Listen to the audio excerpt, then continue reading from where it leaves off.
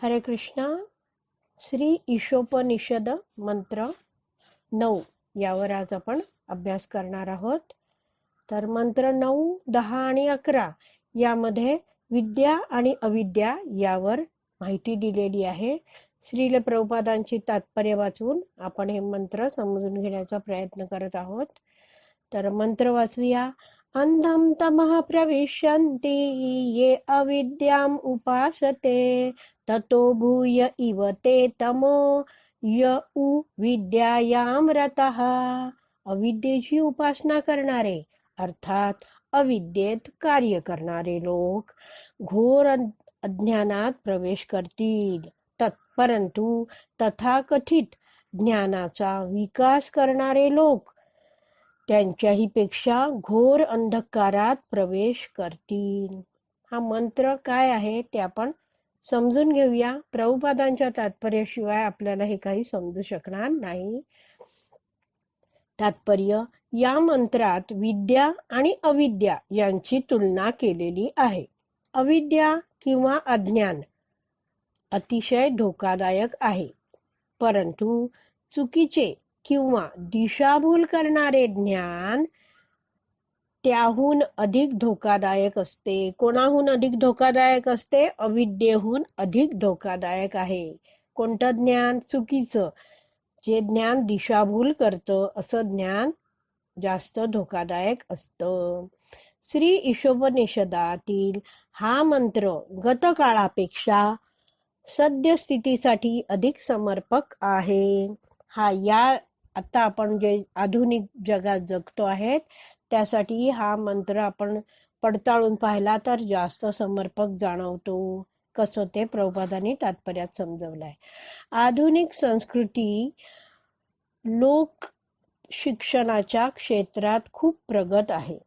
तर ह्या आधुनिक संस्कृतीमध्ये बघतो आपण की आधुनिक संस्कृतीमध्ये लोकांना सांगितलं जातं सगळ्यांनी भरपूर शिक्षण घ्या, प्रगती करायला पाहिजे, प्रत्येकाने शिक्षित व्हा असं सांगितलं जातं.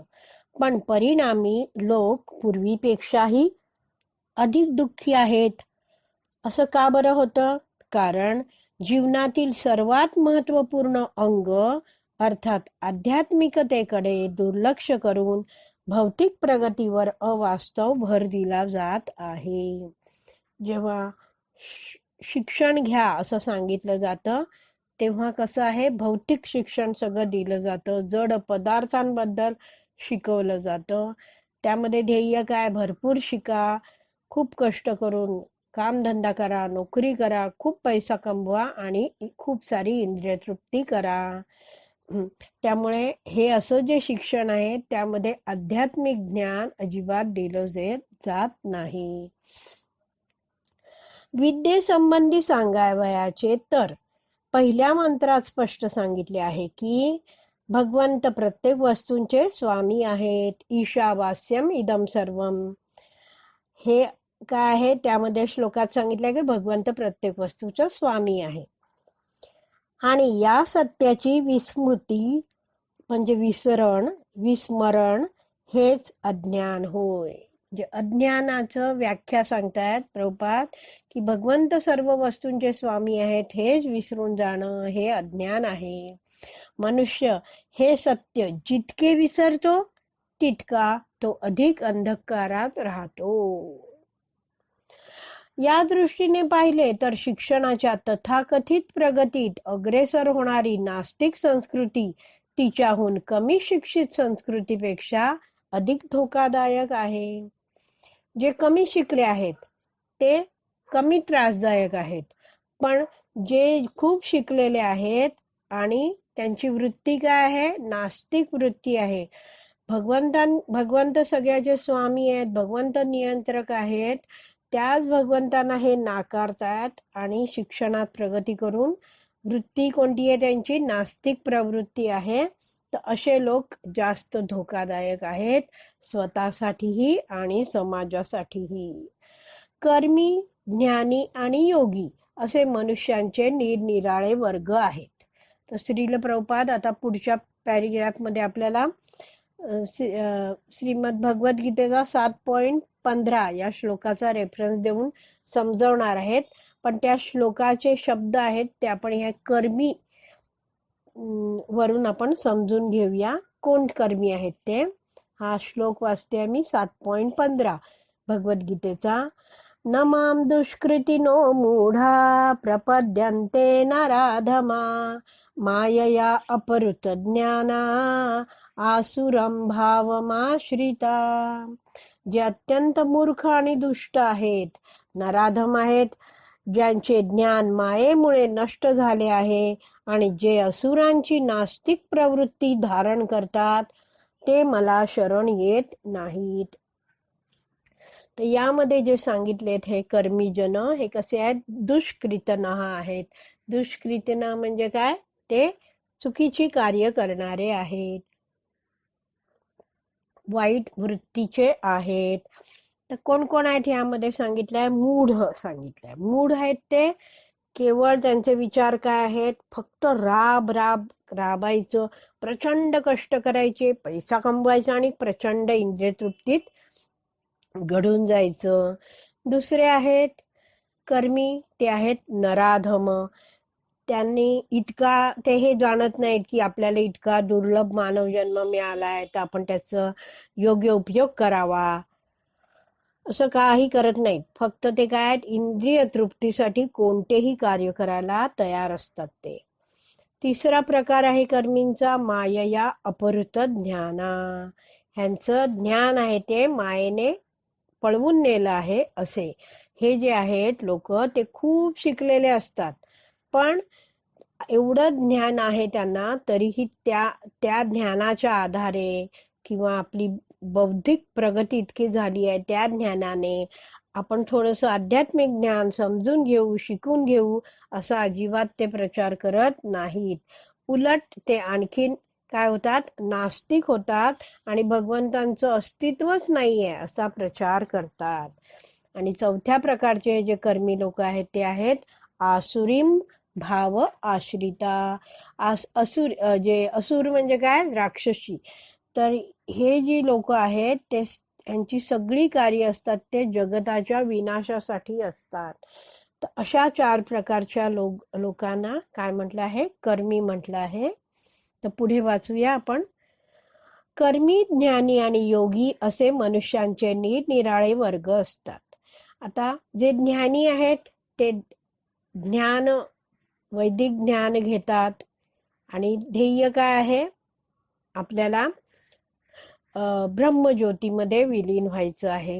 हे जे योगी आहेत ते परमात्म्यावर ध्यान करतात. ध्यान करताना ज्या सिद्धी प्राप्त होतात त्या बघूनच ते हुरळून जातात आणि त्या सिद्धी इतरांना दाखवण्यातच ते मग्न राहतात. त्यामधून पूजा, लाभ, प्रतिष्ठा या मागे लागतात.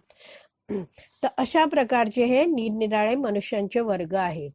इंद्रिय भोगाच्या कार्यात मग्न असणाऱ्यांना कर्मी म्हणतात. आधुनिक संस्कृतीमध्ये 99.9% लोक औद्योगिकरण, आर्थिक प्रगती, समाजसेवा, राजकारण इत्यादी नावाखाली केवळ इंद्रिय भोग करीत आहेत. पहिल्या मंत्रात वर्णन केलेल्या भगवत भावनेचा अपवाद वगळता वरील सर्व कार्ये कमी अधिक प्रमाणात इंद्रियांच्या संतुष्टीकरताच केली जातात.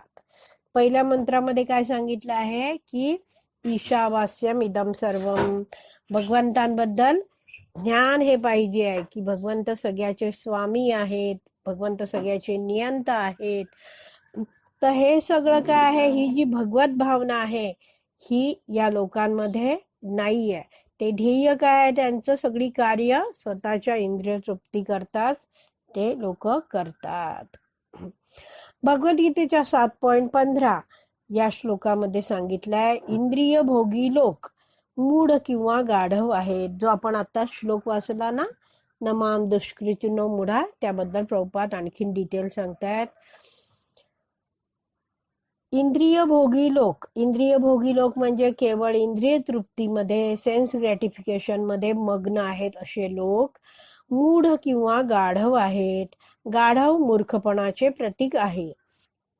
श्री ईशोपनिषदाप्रमाणे इंद्रिय सुखाकरता व्यर्थ धडपड करणारे लोक अविद्येची उपासना करीत असतात. आणि शैक्षणिक प्रगतीच्या नावाखाली ते अशा प्रकारच्या संस्कृतीला मदत करतात. ते स्थूल इंद्रिय भोग करणाऱ्यांपेक्षा अधिक नुकसान करीत आहेत. तर स्थूल इंद्रिय भोग करणारे लोक आहेत ते तर स्वतःचं नुकसान करतायत एवढं कळलं, पण जे खूप सारं शिक्षण घेतलेलं आहे तरीही आध्यात्मिक ज्ञानाकडे त्यांचं कल नाही आहे. त्यामुळे म्हटलंय की ते अविद्येची उपासना करतात, अज्ञानातच आहेत ते. पण काय आहे, इंद्रिय तृप्ती तर करतायतच, पण त्याच्याबरोबर ते भगवंतांना नाकारत आहेत, नास्तिकवादाचा प्रचार करत आहेत. तर असे लोक आहेत ते जास्त नुकसानकारक आहेत, स्वतःसाठी पण आणि समाजासाठी पण. निरीश्वर लोकांनी केलेली शैक्षणिक प्रगती. निरीश्वर म्हणजे काय, जे भगवंतांना मानत नाहीयेत आणि ते इतरांनाही सांगतात की या जगतामध्ये भगवंत नाहीत, हे जग केवळ भोग उपभोग घेण्यासाठी केलेलं आहे, निर्माण केलेलं आहे असे जे म्हणतात. ते खूप शिकलेले आहेत, तर त्यांनी जी शिक्षणात प्रगती केली आहे त्याची तुलना कशाशी केली आहे बघूया, वाचूया आपण. निरीश्वर लोकांनी केलेली शैक्षणिक प्रगती नागाच्या फण्यावरील बहुमूल्य मणा इतकीच धोकादायक असते. आता एखादा जो नाग आहे ज्याच्याकडे मणी आहे, तर खूप असा सुंदर मणी आहे, तो तेजस्वी चमकतोय, तर काय होणार, लोक त्याच्याकडे आकर्षिले जाणार. तर जसं ते आकर्षिलं जाणं, त्या नागाकडे जाऊन आकर्षित जाणं हे धोकादायक आहे. का? कारण त्याच्याजवळ कोणी गेला तर त्याचा दंश मिळतो आणि माणूस मृत्युमुखी पडू शकतो. तर ही तुलना केलेली आहे की जी निरीश्वरवादी लोकांनी केलेली जी शिक्षणाची प्रगती आहे ती नागाच्या फण्यावरील बहुमूल्य मणा इतकी धोकादायक असते. मणी विभूषित नाग मणी नसलेल्या नागापेक्षा अधिक धोकादायक असतो. एखाद्या नागाला मणी नाहीये तर त्याच्याकडे कोणी आकर्षित होणार नाही, पण मणीने विभूषित असलेला जो नाग आहे तो लोकांना आकर्षित करून घेतो आणि ते लोक त्याच्याकडे आकर्षित होऊन मणी प्राप्त करण्याच्या उद्देशाने जर जवळ गेले तर त्यांचा जीव पण जाऊ शकतो. हरी भक्ती सुधोदय 3.11.12 या ग्रंथात नास्तिक लोकांनी केलेल्या शैक्षणिक प्रगतीची तुलना प्रेतावरील रत्नमालांच्या सजावटीबरोबर केली आहे. इतर देशांप्रमाणे भारतातही काही लोक प्रेतयात्रा काढतात. शोकाकुल दुःखी असलेल्या नातलगांना बरे वाटावे म्हणून अशी यात्रा काढण्याचा प्रघात आहे. अगदी त्याचप्रमाणे आधुनिक संस्कृतीमधील कार्ये ही भौतिक जगातील अविरत दुःखे झाकण्याकरिता लावलेले एक ठिगळच म्हणावे लागेल. तर इथे काय सांगितलंय की काही समाजामध्ये कशी आहे, हे प्रेत यात्रा जेव्हा काढली जाते तेव्हा त्या प्रेताला असं खूप सारं सजवलं जातं. आता खूप सारं जरी सजवलं तरी त्या प्रेत काय, जो माणसाचं प्रेत आहे त्या माणसाला काही त्याचा फायदा आहे का, किंवा त्या माणूस काय तो जिवंत होणार आहे का, नाही. म्हणजे ही जी सजावट केली जाते ती कशासाठी केली जाते, हे जे नातलग आहेत त्यांना बरं वाटावं म्हणून. तसंच ही तुलना आहे की आधुनिक संस्कृती जी आहे त्यामध्ये जी विविध कार्य केली जातात ती कशी आहेत, या भौतिक जगातली प्रचंड दुःखाती झाकण्याकरिता लावलेलं एक ठिगळच म्हणावं लागेल. जसं काय आहे, दुःख तर आहे पण दाखवत नाही. जसं घरी कोणी येणार असेल तर खूप पसारा असेल तर काय केलं जातं, एका जागी तो पसारा ढकलला जातो, त्याच्यावर एक चादर टाकली जाते, जणू काय आहे तो पसारा नाहीये असं म्हटलं जातं, पण ते काय ठिगळ सारखं आहे. एखादी गोष्ट झाकली म्हणजे ती नाहीये असं नाहीये, बरोबर. त्यामुळे ही जी दुःख आहेत त्या झाकण्याकरता लावलेलं हे जे ठिगळ आहे, म्हणजे दाखवायचं हो आम्ही खूप सुखी, आम्ही खूप प्रगत, पण प्रत्येक जण भगवंतांना नाकारल्यामुळे, जीवनात भगवंतांचं ज्ञान नसल्यामुळे सगळी लोक दुःखात आहेत. पुढे प्रभुपाद समजवतायत, इंद्रिय भोग हाच या कार्यांमागचा उद्देश असतो. हा माणूस दाखवतो आम्ही खूप सुखी आहोत, त्याला वाटत असतं आज नाही इंद्रिय तृप्ती करून सुख मिळालं, आणखीन मी नवीन योजना आखेन, नवीन नवीन प्रयत्न करेन. पुढे प्रभुपाद समजवतायत, परंतु मन इंद्रियांहून श्रेष्ठ आहे. हे सगळं असतं ना की मला हे छान वाटलं पाहिजे म्हणून मी करतो आहे, तर हे सगळे मनाचे विचार आहेत. मनाची कार्य काय आहे? Thinking, feeling, willing. मन काय करतं? थिंकिंग करतं, म्हणजे काय? विचार करतं, चिंतन करतं. फिलिंग म्हणजे मनाला भावना आहेत, आणि विलिंग म्हणजे मन इच्छा करतं. तर असं सगळं मन इच्छा करत असतं, मला आणखीन आणखीन इंद्रिय भोग पाहिजेत, आणि त्यासाठी हा माणूस भगवंतांना नाकारून केवळ इंद्रिय तृप्तीसाठी विविध कार्य करत असतो. पण प्रभुपाद पुढे म्हणतात की जे मन आहे ते इंद्रियांहून श्रेष्ठ आहे, आणि बुद्धी जी आहे ती मनाहून श्रेष्ठ आहे, आणि आत्मा बुद्धीपेक्षा श्रेष्ठ आहे. म्हणून वास्तविक शिक्षणाचा उद्देश आत्मसाक्षात्कार किंवा आत्म्याच्या आध्यात्मिक मूल्याचा साक्षात्कार हाच असला पाहिजे.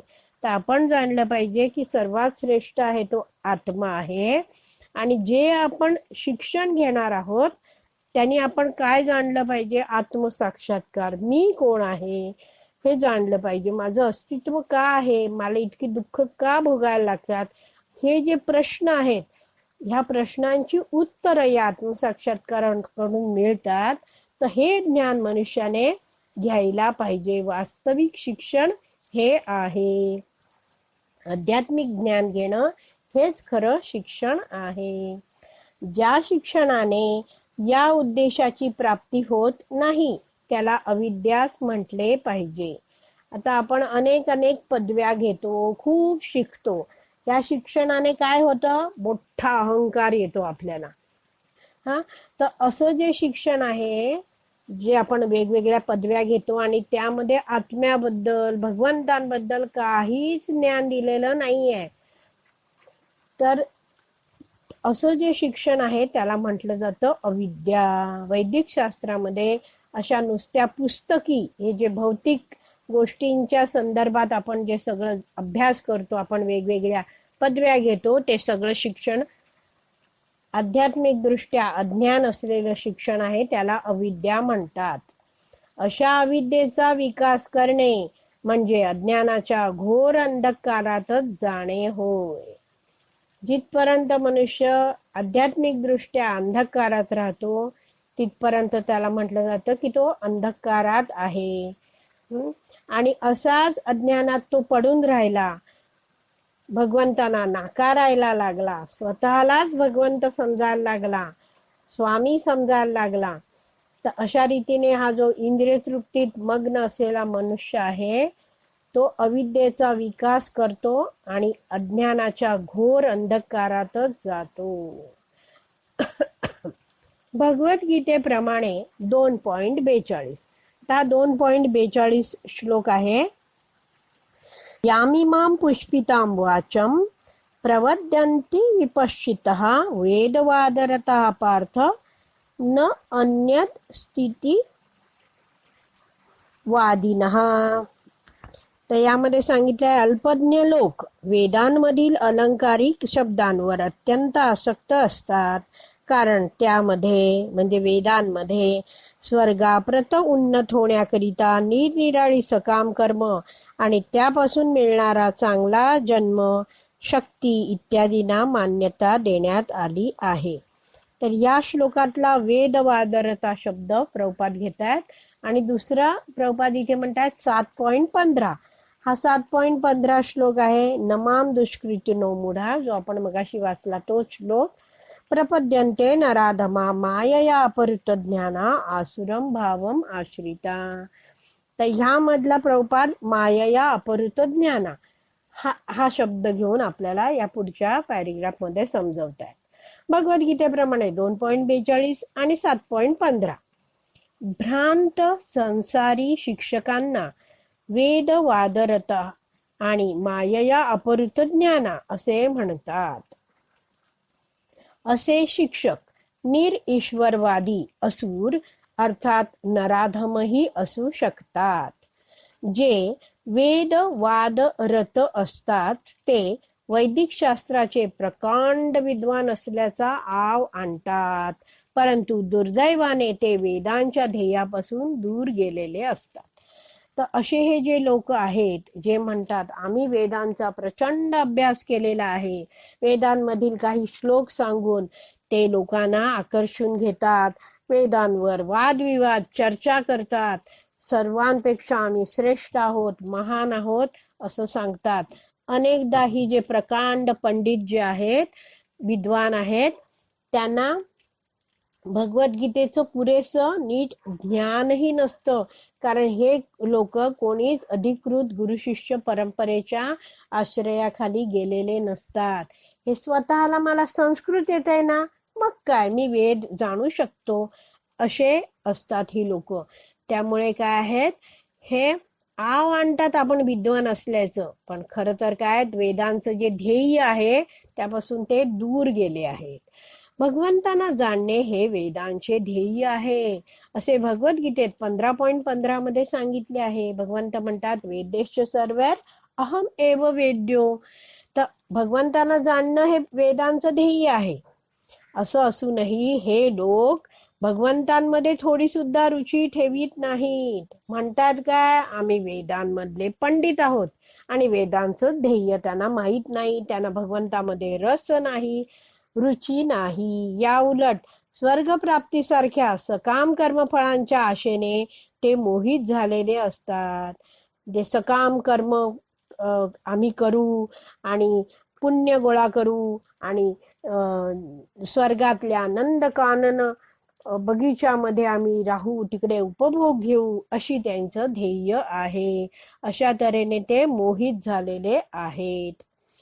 पहिल्या मंत्रात सांगितल्याप्रमाणे भगवंत सर्व वस्तूंचे स्वामी असल्याचे जाणून जीवनावश्यक वस्तूंचा आपल्याला जितका पुरवठा करण्यात आला आहे तेवढ्यावर समाधान मानले पाहिजे. ईशावास्यम इदम सर्वम या मंत्राचा अर्थ प्रभुपाद इथे सांगतायत. विस्मरणशील जीवात्म्यात भगवत भावना जागृत करणे हेच सर्व वैदिक शास्त्रांचे ध्येय आहे. जीव जो आहे या बद्ध जीवनामध्ये, या भौतिक जगतात आहे, तो भगवंतांशी आपला नातेसंबंध विसरला आहे. म्हणून म्हटलंय हा जो जीवात्मा आहे तो विस्मरणशील आहे. काय विसरला आहे? भगवंतांशी आपला संबंध विसरला आहे. म्हणून त्याच्यामध्ये भगवत भावना जागृत करण्याचं ध्येय कोणाचं आहे?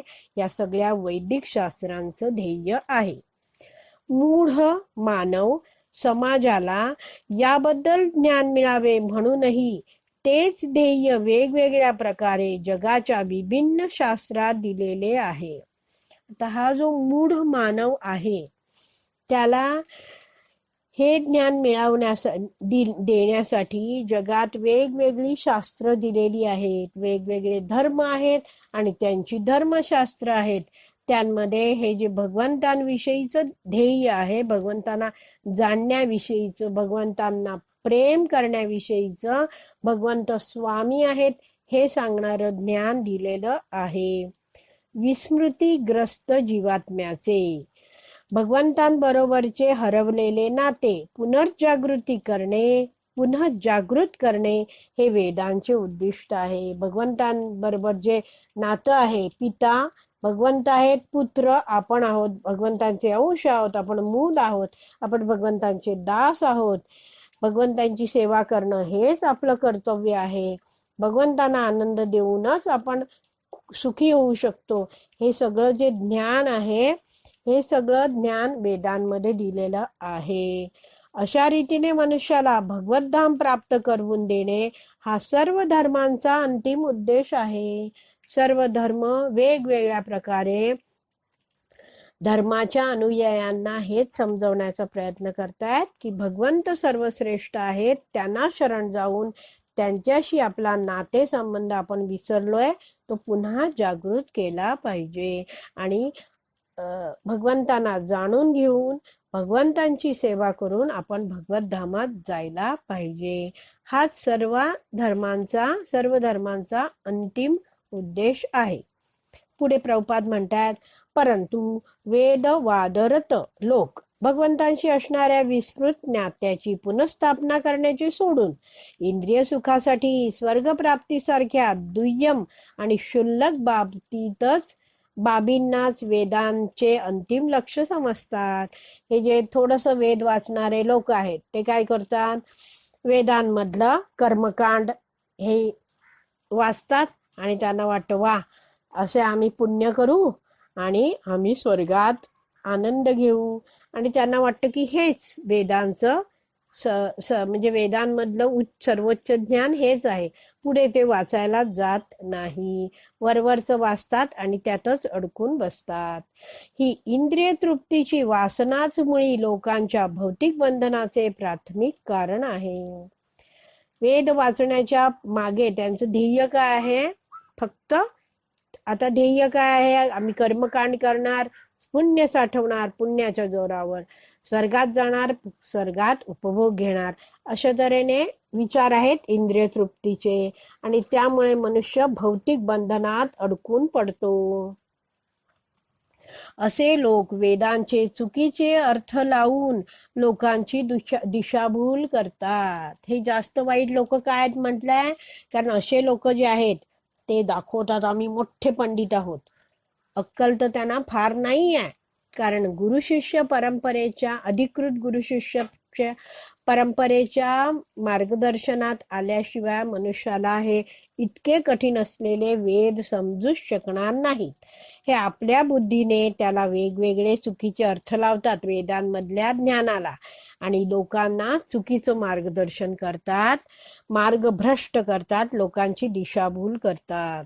सामान्य लोकांकरिता वेदांवरील विश्वसनीय अशी स्पष्टीकरणे असणाऱ्या पुराणांची सुद्धा हे लोक कधी कधी निंदा करतात. हे जे लोक म्हणतात आम्ही विद्वान आहोत वेदांचे, ते पुराणांची निंदा करतात. वेदवादरता लोक महान आचार्यांच्या अधिकाराची उपेक्षा करतात, वेदांवर स्वतःची स्पष्टीकरण देतात. जे मोठे मोठे खरे वैष्णव आचार्य आहेत त्यांना ते निंदा करतात, त्यांचे अधिकार अमान्य करतात, आणि स्वतःच या वेदांवर इतके कठीण वेद आहेत त्यांच्यावर स्वतःची स्पष्टीकरणं लिहितात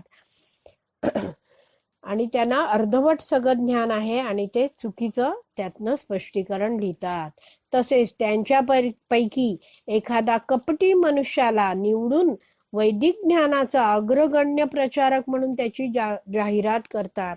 आपल्यातच त्यातल्यात वासरात लंगडी गाय शहाणी म्हणतात तसं सगळेच हे खोटारडे लोक आहेत. वेद आम्हाला कळतं असे दाखवणारे पंडित लोक, ते त्यातला एक जो आहे थोडासा त्यांच्यापेक्षा हुशार, त्याला म्हणून जातात की हा वैदिक ज्ञानाचा अग्रगण्य सर्वात श्रेष्ठ असा प्रचारक आहे, अशी जाहिरात करतात.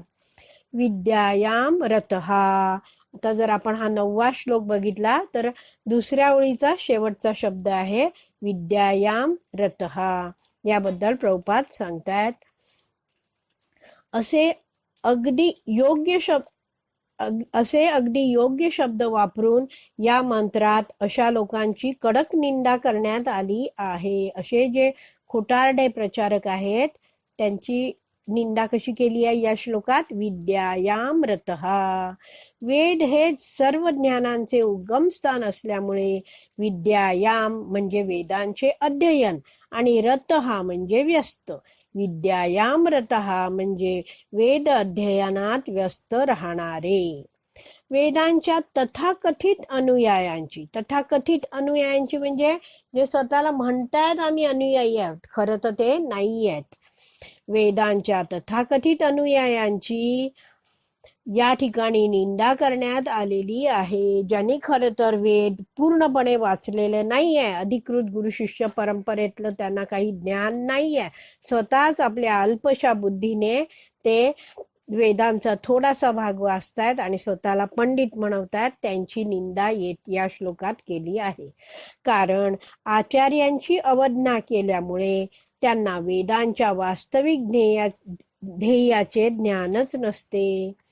या लोकांनी अधिकृत गुरुशिष्य परंपरेचं मार्गदर्शन घेतलं नाहीये, उलट अशा महान आचार्यांची ते अवज्ञा करतात, त्यांना नाकारतात, त्यांनी जे ज्ञान दिलंय त्याची उपेक्षा करतात, दुर्लक्ष करतात आणि त्यामुळे वेदांचं जे वास्तविक ध्येय आहे ते त्यांना माहितीच नाहीये.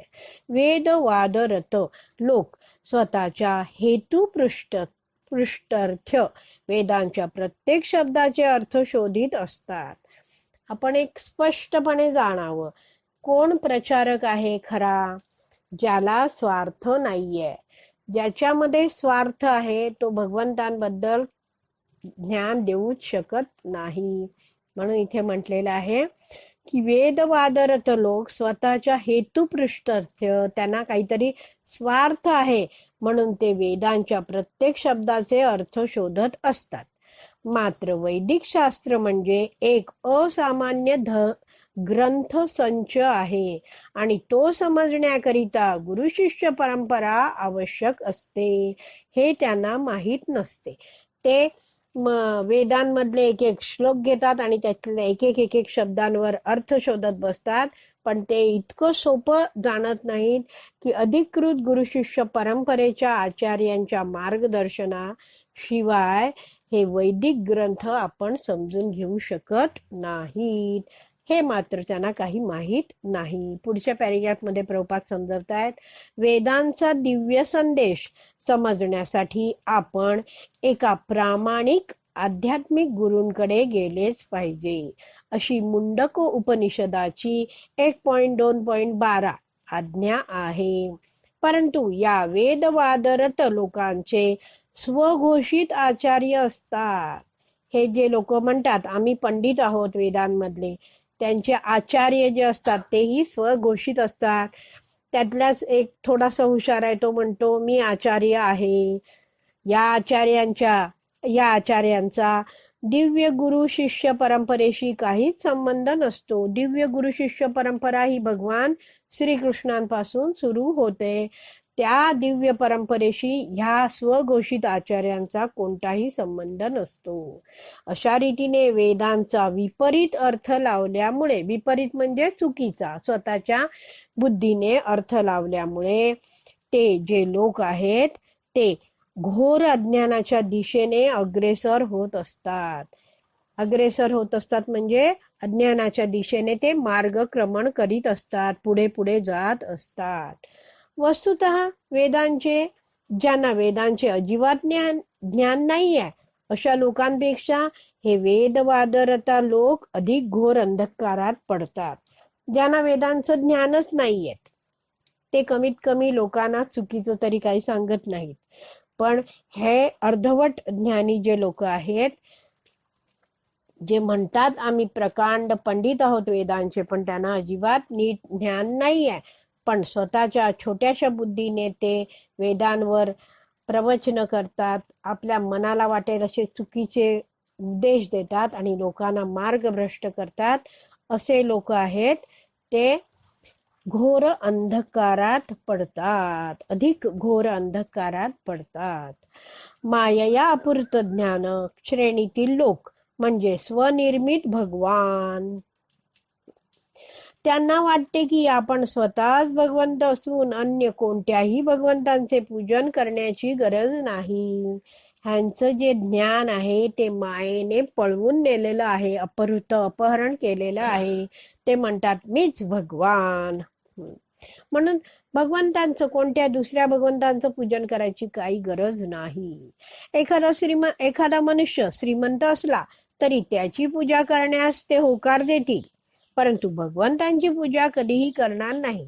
एखादा श्रीमंत व्यक्ती अशा स्वतःला भगवान म्हणणाऱ्या माणसाला भेटला आणि त्याच्या लक्षात आलं की ह्याला जर मी पूजलं, ह्याला जर मान दिला तर ह्याच्यापासून मला धनप्राप्ती होणार आहे, माझी इंद्रिय तृप्ती होणार आहे, तर लगेच ते त्या श्रीमंत मनुष्याची पूजा करायला होकार देतात.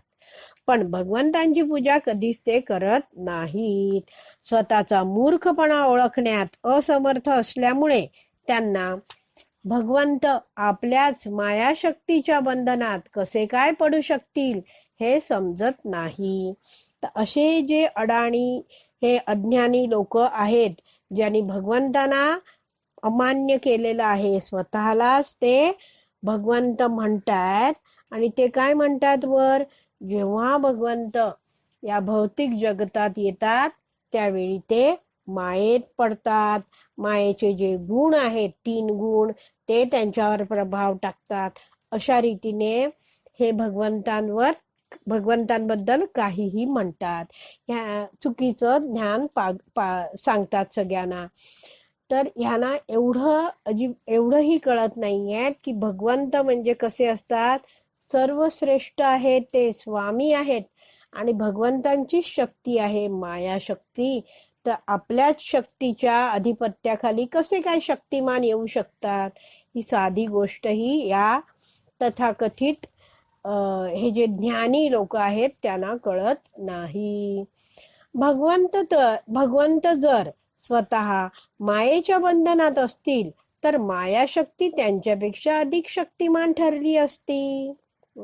भगवंतांची जी मायाशक्ती आहे ती भगवंतांच्या अधिपत्याखाली आहे. भगवंत म्हणतात मय्या अध्यक्षेण प्रकृती सुयते सचराचर. म्हणून इथे म्हणतात की भगवंत कसे काय मायेच्या बंधनात येऊ शकतात, शक्यच नाही. हे लोक असेही म्हणतात की भगवंत सर्वशक्तिमान आहेत, तेव्हा सर्वशक्तिमान भगवंत मायेच्या प्रभावाखाली येण्याची शक्यताच नाही.